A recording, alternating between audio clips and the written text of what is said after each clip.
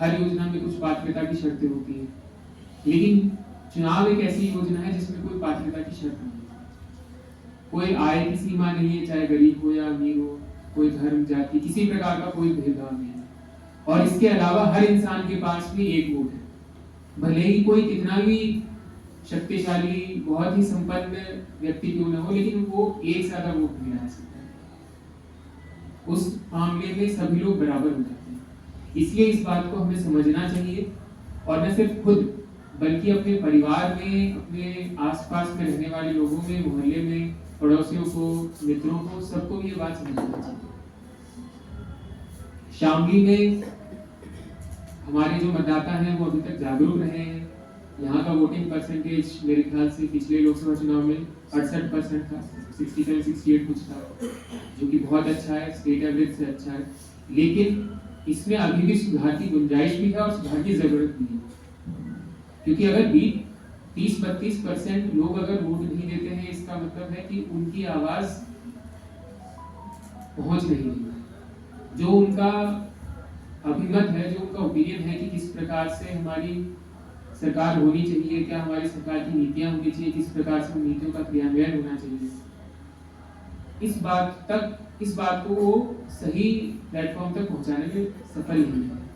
तो इस संख्या को हमें कम से कम करना, इसमें हम सब भी बहुत कोशिश करेंगे। लेकिन जब तक हमारे जनपद में रहने वाले सभी वोटर्स में, हमारे समाज में से ही ये प्रेरणा नहीं जगेगी और हम दूसरे लोगों को मोटिवेट नहीं करेंगे, तब तक ये पूर्ण रूप से संभव नहीं हो पाएगा। जैसे वोट, कई बार मैं सोचता हूँ वोट नहीं करने के क्या कारण हो सकते हैं। आपको मुझसे पहले के वक्ताओं ने भी, उस बच्चे ने भी बताया कई कारण हो सकते हैं। हो सकता है कुछ लोगों को लगे कि हमारे वोट करने से क्या होगा। जब लाखों की संख्या में वोट कर रहे हैं तो 1 लाख में एक व्यक्ति के वोट से क्या फर्क पड़ेगा, लेकिन ऐसा नहीं होता।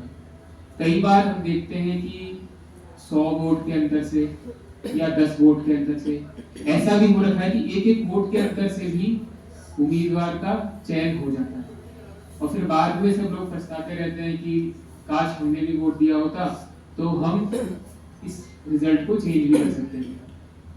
लेकिन ये मौका सिर्फ एक बार मिलेगा, इसलिए इस बात को आप समझें कि आपके पास जो शक्ति है वो तभी तक है जब तक आप उस अधिकार का प्रयोग करेंगे। यदि आप प्रयोग नहीं करेंगे तो फिर शक्ति के होने का कोई फायदा नहीं। दूसरा कारण ये हो सकता है कि लोग सोचें कि हमारे वोट करने से क्या होगा, सारी पार्टी एक जैसी होती है या सारी सरकारें एक जैसी होती हैं, या फिर हो सकता है लोगों को लगे कि मेरे जीवन में क्या फर्क आने वाला है।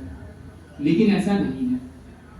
ये भ्रांति लोगों के मन में क्यों होती है? क्योंकि जो सरकार की नीतियां होती हैं और उन नीतियों का जो प्रभाव हमारे देश पे पड़ता है, हमारे समाज पे, ये हमारे अर्थव्यवस्था पे, सभी इंडस्ट्रीज पे, किसानों पर, सर्विस सेक्टर पे, ये आम आदमी को प्रत्यक्ष रूप से कई बार नहीं पता चल पाता। हम लोग तो जैसे सरकारी सेवा में है इसलिए हम तो देख पाते हैं डायरेक्टली, बट जो एक आम वोटर है उसको ये चीज डायरेक्टली नहीं दिखती।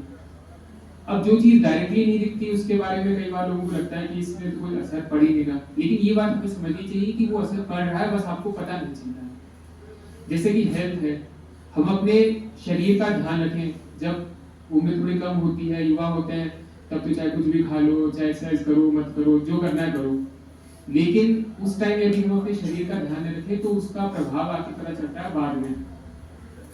इसी प्रकार से यदि हम वोट नहीं देंगे और हम सही नीतियों वाले उम्मीदवारों का, सरकार का चयन नहीं करेंगे तो उसका भी असर पता तो चलेगा आपको, लेकिन बहुत बाद में जाके, और तब तक बहुत देर हो चुकी है। इसलिए अपने मन में कभी भी ये बात ना आने दें कि मेरे वोट देने से कोई फर्क नहीं।